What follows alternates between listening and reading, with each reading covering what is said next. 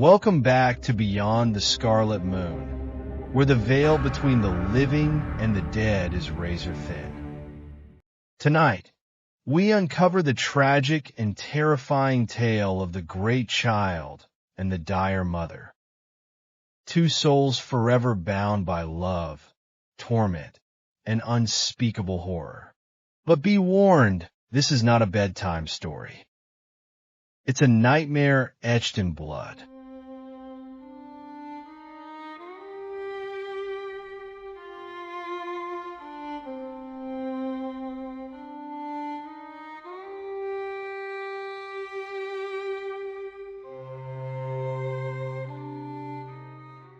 In the dark and twisted world of the Black Zodiac, there are few spirits as tragic or as grotesquely terrifying as the great child and the dire mother.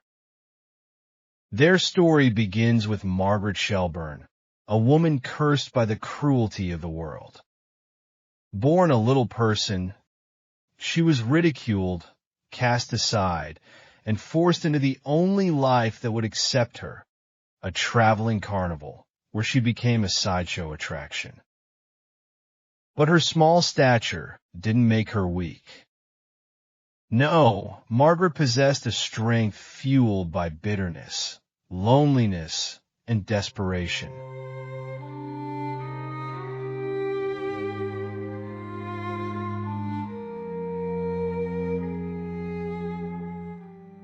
One fateful night, Margaret was attacked by a towering brute, known only as the tall man the crime left her with a child, a son she named Harold.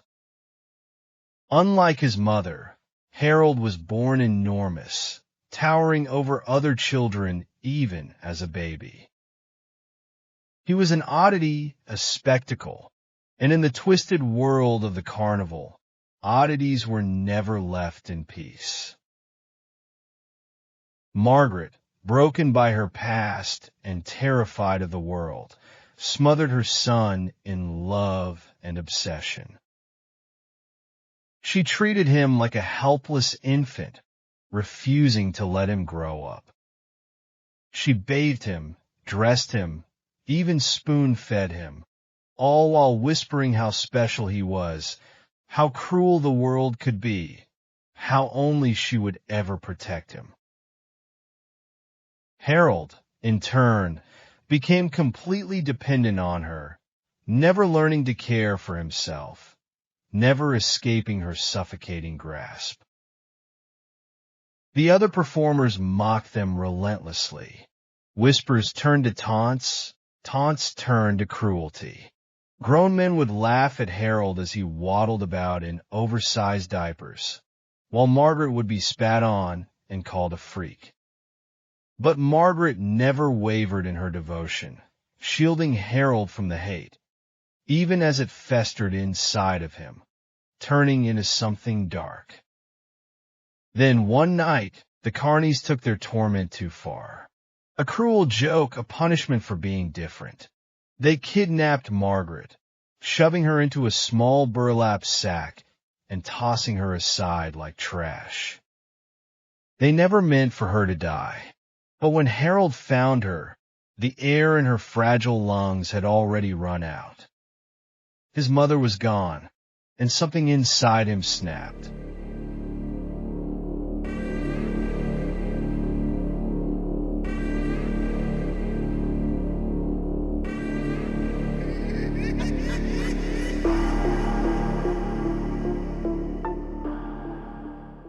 What happened next became carnival legend. Harold rampaged through the grounds, an axe in his massive hands. His mother's lifeless body left in the dirt. One by one, he hunted them down, the laughing men, the taunting women, the jeering children. He cut them apart, leaving their mangled corpses on display, turning the carnival into a grotesque exhibition of revenge. The massacre left the carnival owner, a man named Jimbo, with only one option. He gathered a mob, angry, bloodthirsty, seeking justice. They descended upon Harold, cornering him, beating him, hacking at his flesh. He never stood a chance. When it was over, his broken body was tossed alongside his mother's. But death did not grant them peace. Their bond was too strong, their rage too great. And when Cyrus came looking for lost souls to complete the Black Zodiac, their vengeful spirits answered his call. Now, the great child and the dire mother haunt the corridors of the afterlife. Margaret, whispering words of comfort to her child, and Harold, still wearing his soiled diaper, still searching for the ones who wronged them, still clutching his blood-stained axe.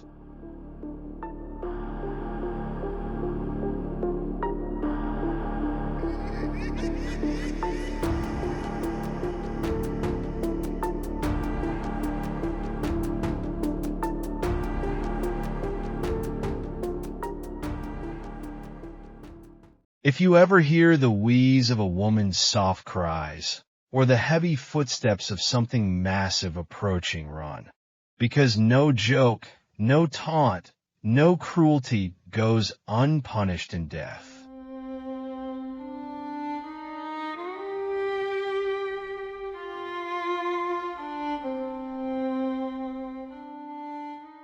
Thank you for listening to Beyond the Scarlet Moon. If you enjoyed this tale, be sure to like, subscribe, and share. Your support helps keep these stories alive, or should I say, undead. And remember, some bonds never break, even after death. So the next time you feel like mocking someone for being different, think of Harold. Think of Margaret, and pray that they don't hear you.